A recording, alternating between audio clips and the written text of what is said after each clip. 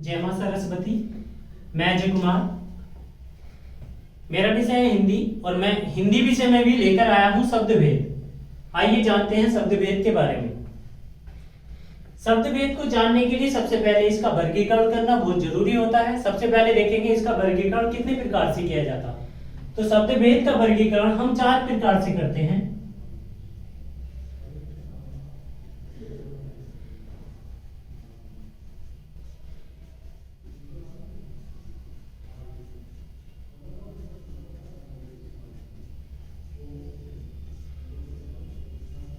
कितने प्रकार से करते हैं? 4 प्रकार से करते हैं।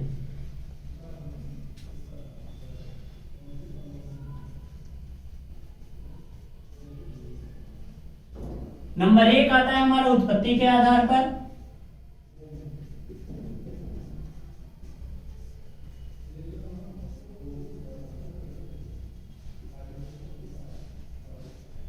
नंबर 2 आता है हमारा रचना के आधार पर।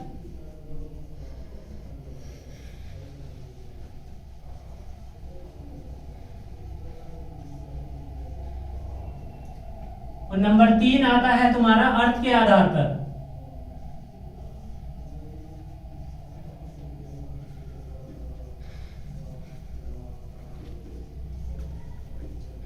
और नंबर 4 आता है हमारा विकार के आधार पर।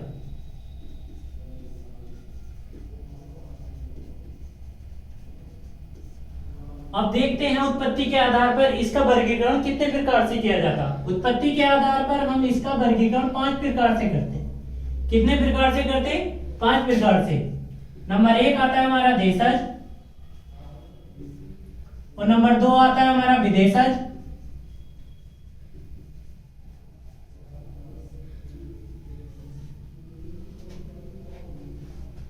नंबर 3 आता है तत्सम, और नंबर 4 आता है तद्भव, और नंबर 5 आता है हमारा संकर। रचना के आधार पर शब्दों का वर्गीकरण हम 3 प्रकार से करते हैं। कितने प्रकार से करते? 3 प्रकार से। नंबर 1 आता है हमारा रूढ़, नंबर 2 आता है हमारा योगी, और नंबर 3 आता है हमारा योगरूढ़। अब आते हैं अर्थ के आधार पर। अर्थ के आधार पर शब्दों का वर्गीकरण हम 4 प्रकार से करते हैं। कितने प्रकार से करते? 4 प्रकार से। एकार्थी, अनेकार्थी,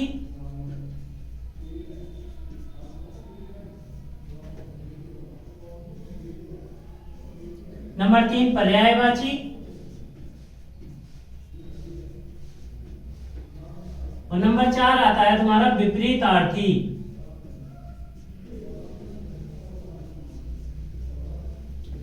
अब आता है विकार के आधार पर। विकार के आधार पर शब्दों का वर्गीकरण हम 2 प्रकार से करते हैं। कितने प्रकार से करते? 2 प्रकार से। नंबर 1 आता है तुम्हारा विकारी, और नंबर 2 आता है तुम्हारा अविकारी।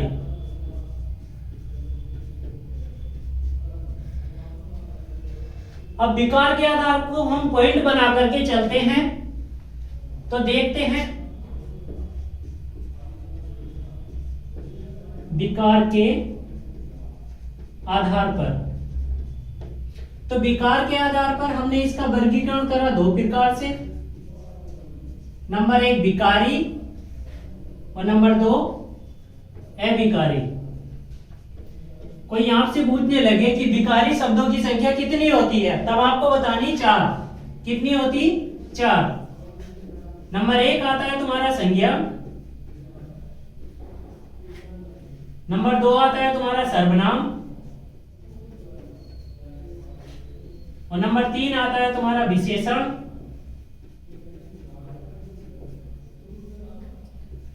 और नंबर 4 आता है तुम्हारा क्रिया विशेषण। संज्ञा, सर्वनाम, विशेषण, नंबर 4 आता है तुम्हारा क्रिया, और इधर नंबर 5 कह दो या नंबर 1 से चालू कर देंगे, ये हो जाएगा तुम्हारा क्रिया विशेषण।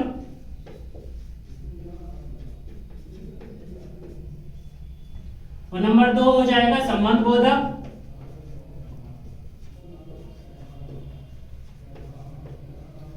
अव्यय। और नंबर 3 हो जाएगा तुम्हारा समुच्चय बोधक अव्यय।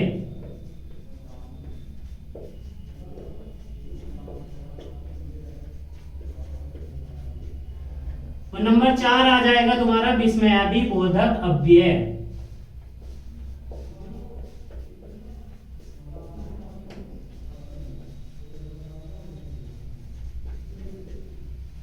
ठीक है। कोई आपसे पूछने लगे विकारी शब्दों की संख्या कितनी? 4। संज्ञा, सर्वनाम, विशेषण, क्रिया। अविकारी शब्दों की संख्या कितनी? 4। कौन कौन से? क्रिया विशेषण, संबंध बोधक, समुच्चय बोधक, विस्मयादि बोधक। अब बात करते हैं एग्जाम की दृष्टि से इन तीनों से पूछा जाता है 30% और केवल इस एक चैप्टर से पूछा जाता है क्रिया विशेषण के 70%।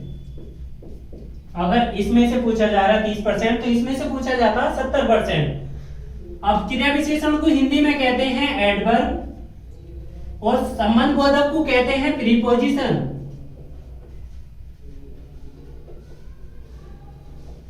और समुच्चय बोधक को कहते हैं कंजक्शन और विस्मयादि बोधक को कहते हैं इंटरजेक्शन।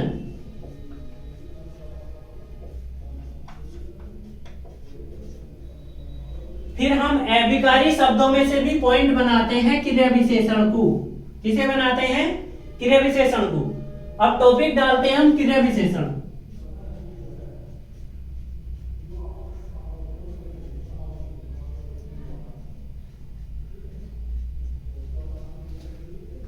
अगर मैं शुरू में ही डरवाता आपको कि चैप्टर का नाम है क्रिया विशेषण तो वो गलत होता। सबसे पहले मैंने इसकी ओरिजिन बताई कि कहां से इसकी उत्पत्ति हुई।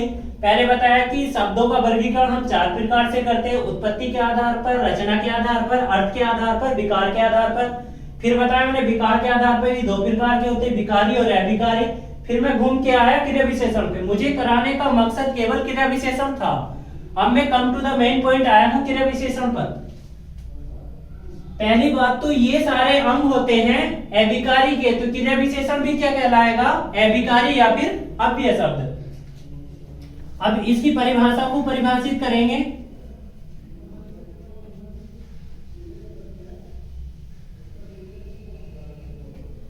तो लिखेंगे ऐसे अविकारी शब्द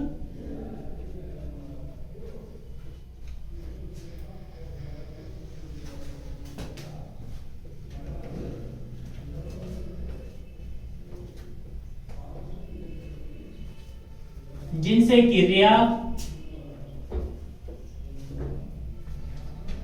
कोमा विशेषण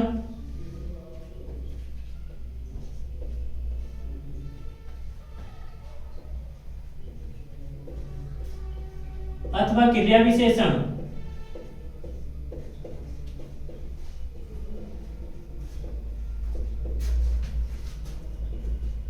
की विशेषता बतलाई जाती है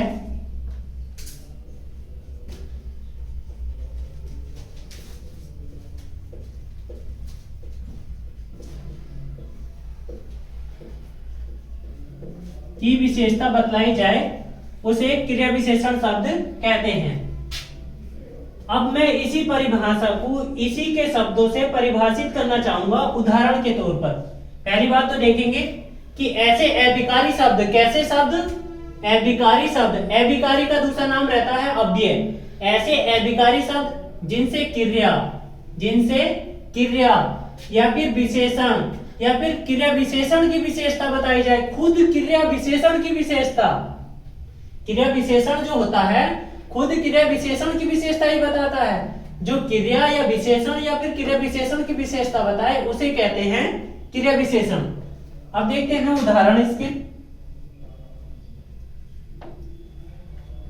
मैंने लिखा, किसी का भी नाम ले लेंगे। शिवानी अच्छा लिखती है।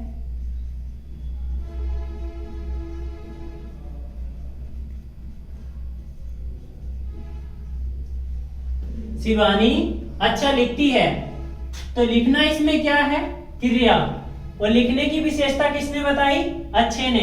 लिखने की विशेषता किसने बताई? अच्छे ने। और लिखना हमारा क्या था? क्रिया। और क्रिया की विशेषता बताने वाले शब्द क्या कहलाते हैं? क्रिया की विशेषता बताने वाले शब्द क्या कहलाते हैं? क्रिया विशेषण। तो अच्छा क्या कहलाएगा हमारा? क्रिया विशेषण। अच्छा क्या कहलाएगा? क्रिया विशेषण। दूसरा एग्जांपल देखेंगे।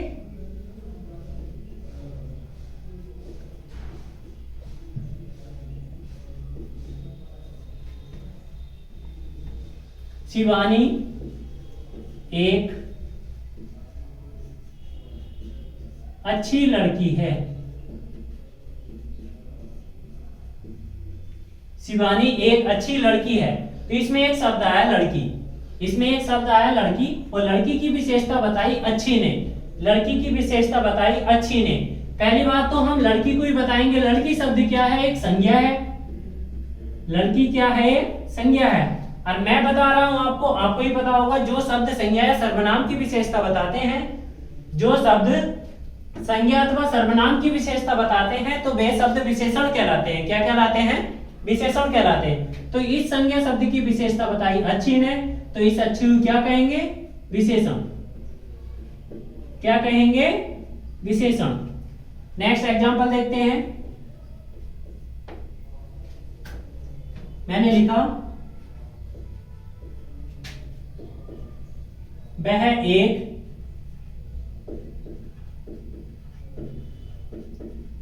ईमानदार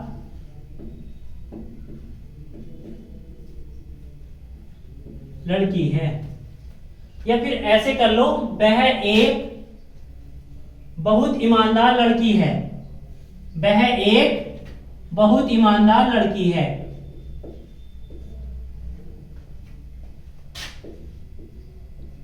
बहुत ईमानदार लड़की है। तो इसमें एक शब्द आया लड़की। अभी बताया मैंने, लड़की क्या है? संज्ञा है। लड़की क्या है? संज्ञा है। इस लड़की की विशेषता बताई ईमानदार ने। इस लड़की की विशेषता बताई ईमानदार ने। इस ईमानदार की विशेषता किसने बताई? बहुत ने। तो मैंने अभी बताया था, संज्ञा या सर्वनाम की जो विशेषता बताते हैं वे क्या कहलाते हैं? विशेषण। और जो विशेषण की विशेषता बताए, क्रिया विशेषण। जो विशेषण की विशेषता बताए, क्रिया विशेषण। तो ईमानदार हो जाएगा इसमें विशेषण। ईमानदार हो जाएगा इसमें विशेषण, और इस विशेषण की विशेषता बताई बहुत ने, यह हो जाएगा क्रिया विशेषण। अब बात करते हैं नेक्स्ट एग्जांपल की।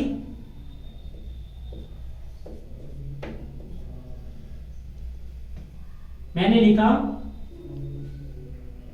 हाँ जाओ। हाँ जाओ। तो जाना हमारी एक क्रिया है। जाना क्या है? एक क्रिया है। और इस क्रिया की विशेषता किसने बताई? हाँ शब्द ने। इस क्रिया की विशेषता किस शब्द ने बताई? हाँ शब्द ने। तो हाँ क्या कहलाएगा हमारा? क्रिया विशेषण। मैंने लिखा मत चिल्लाओ। मत चिल्लाओ। तो चिल्लाना हमारी क्या है? एक क्रिया है। चिल्लाना हमारी क्या है? एक क्रिया है। तो इस क्रिया की विशेषता किसने बताई? मत ने। इस चिल्लाना शब्द की विशेषता किसने बताई? मत ने। तो ये मत शब्द क्या कहलाएगा? क्रिया विशेषण।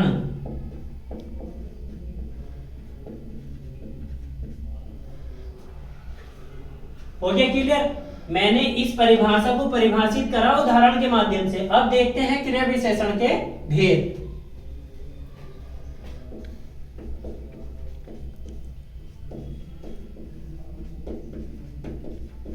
क्रिया विशेषण के भेद। अब आप कोई भी किताब उठाते हो तो उसमें अलग अलग प्रकार मिलते हैं, लेकिन हमें सभी प्रकारों को अच्छे से पढ़ना है। जैसे मैंने लिखा रूप के आधार पर विशेषण के प्रकार होते हैं 3। मैंने लिखा प्रयोग के आधार पर,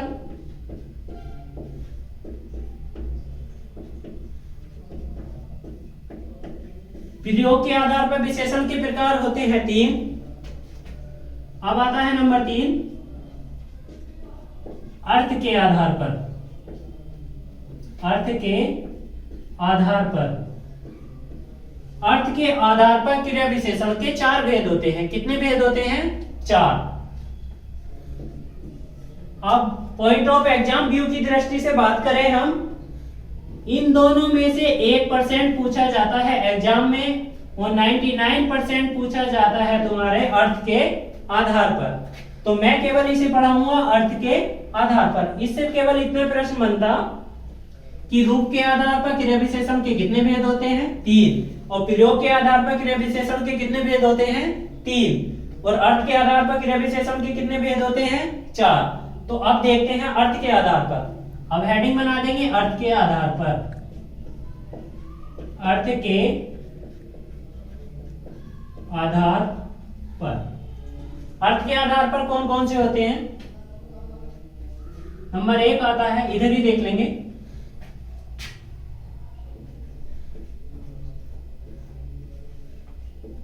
नंबर 1 आता है कालवाचक और नंबर 2 आता है तुम्हारा स्थानवाचक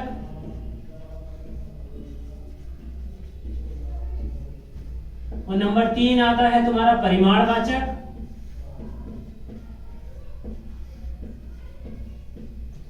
और नंबर 4 आता है तुम्हारा रीतिवाचक। रीतिवाचक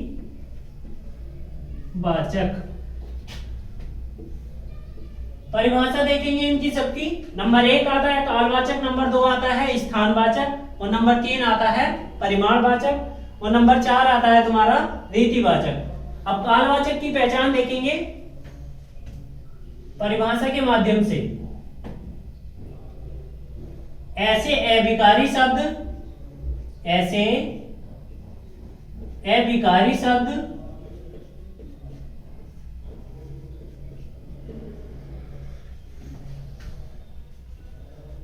जिनसे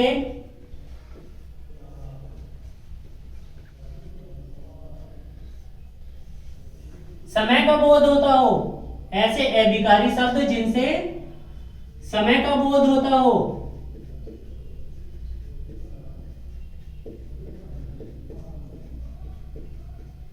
वे क्या कहलाएंगे? कालवाचक क्रिया विशेषण। ऐसे अविकारी शब्द जिनसे समय का बोध होता हो, तो ऐसे अविकारी शब्द जिनसे समय का बोध होता हो तो कालवाचक क्रिया विशेषण कहलाएंगे। इसके कुछ वाचक शब्द भी होते हैं,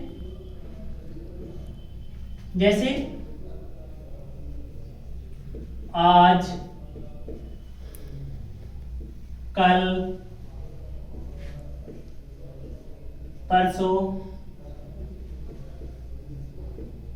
दोपहर, इनकी पहचान पड़ जाएगी डॉट डॉट etc। फिर उसके बाद देखते हैं उदाहरण।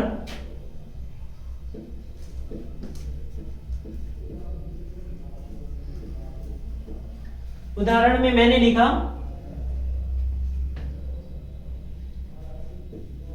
वह दोपहर को आएगा। वह दोपहर को आएगा। कब आएगा? दोपहर को। तो कौन सा हो जाएगा? दोपहर शब्द जो है कालवाचक क्रिया विशेषण कहलाएगा। अब तुम्हें कैसे पहचान पड़ेगी? अब तो मैंने गिने चुने शब्द लिख दिए, आज, कल, परसों, दोपहर, क्योंकि सारे शब्द थोड़ी ना लिख सकता मैं इसमें। तो कुछ ना कुछ ऐसा इंडिकेट पॉइंट होना चाहिए जिससे हमें पहचान में आ जाए कि ये शब्द हमारे कालवाचक क्रिया विशेषण कहलाएंगे। तो इसमें आता है कब। इसमें आता है कब। किसी भी वाक्य को पढ़ेंगे और कहेंगे कब, तो निकलेगा हमारा कालवाचक क्रिया विशेषण। जैसे मैंने लिखा वह दोपहर को आएगा। कब आएगा? दोपहर को। कब आएगा? दोपहर को। इसी प्रकार से देखते हैं स्थानवाचक क्रिया विशेषण। ऐसे अविकारी शब्द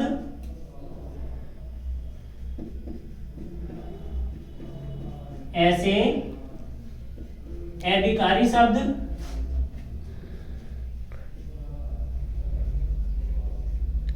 जिनसे स्थान या दिशा का बोध होता हो, जिनसे स्थान या दिशा का बोध होता हो।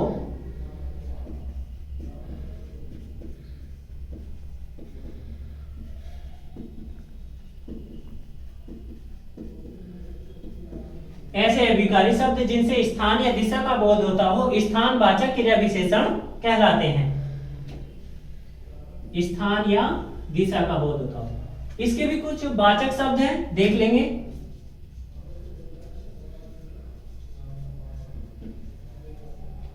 स्थान को इंडिकेट करने वाले शब्द ये हैं, जैसे यहां, वहां, इधर, उधर, इसी प्रकार से आ जाएंगे डॉट डॉट etc। उदाहरण के माध्यम से देखेंगे, जैसे मैंने लिखा वह इधर जाएगा, वह इधर जाएगा। तो स्थान का इंडिकेटर शब्द है कहां। स्थान का इंडिकेटर शब्द है, जैसे यहां पर कालवाचक का था कब, स्थान वाचक का है कहां। पूरे वाक्य को पढ़ेंगे और प्रश्न करेंगे कहां से, तो हमारा स्थान वाचक क्रिया विशेषण शब्द पता चल जाएगा। मैंने कहा वह इधर जाएगा, कहां, इधर, तो इधर क्या है हमारा स्थान वाचक क्रिया विशेषण। नेक्स्ट देखते हैं इसी प्रकार से परिमाण वाचक। ऐसे अभिकारी शब्द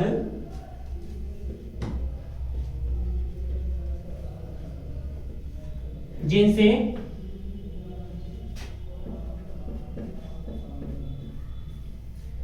मात्रा का बोध होता हो, मात्रा का बोध होता हो,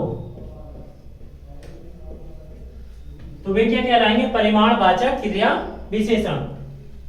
इसके भी कुछ वाचक शब्द होते हैं, देखेंगे कौन कौन से होते हैं। जैसे थोड़ा, बहुत, कुछ, न्यून, कभी कभी आ जाता है तुम्हारा कम, डॉट डॉट etc। इनसी पहचान पड़ जाएगी। इसका एग्जाम्पल देखेंगे। मैंने लिखा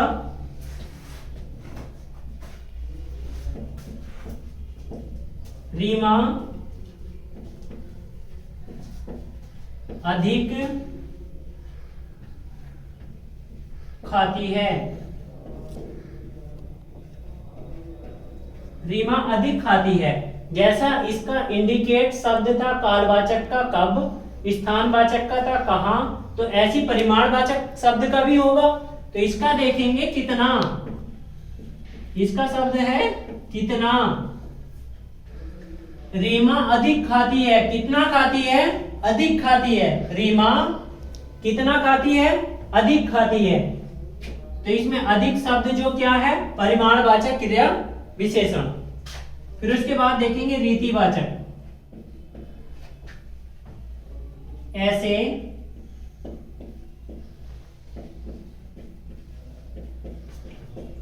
अभिकारी शब्द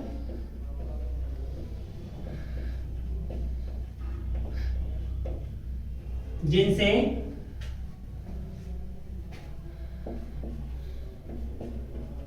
क्रिया के ढंग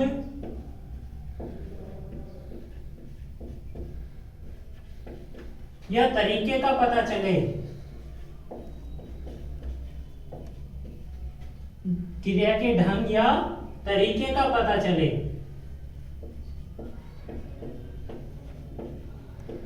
तो वे शब्द क्या कहलाएंगे, रीतिवाचक क्रिया विशेषण। इसके भी कुछ वाचक शब्द होंगे।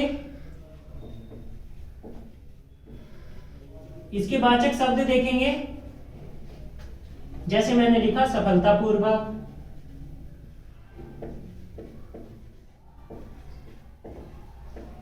ध्यानपूर्वक, या फिर लिखा मैंने फटाफट, उदाहरण देखते हैं इसके। मैंने लिखा वह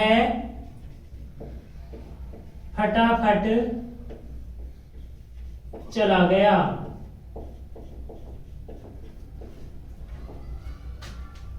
तो जैसे इसका आया था कालवाचक का कब, स्थानवाचक का कहां, परिमाणवाचक का आया था कितना, ऐसी रीतिवाचक का आता है कैसे।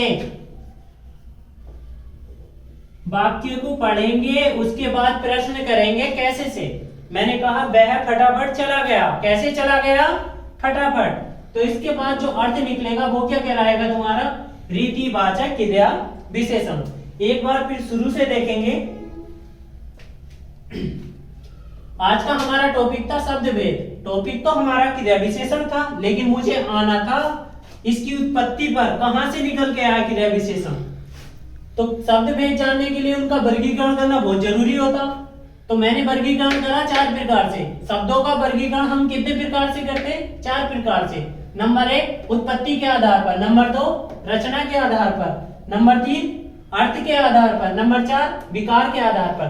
अब बात करते हैं, एग्जाम में प्रश्न पूछा जाता है कि उत्पत्ति के आधार पर शब्दों का वर्गीकरण हम कितने प्रकार से करते हैं। तो उत्पत्ति के आधार पर शब्दों का वर्गीकरण हम 5 प्रकार से करते हैं। कितने प्रकार से करते हैं, 5 प्रकार से।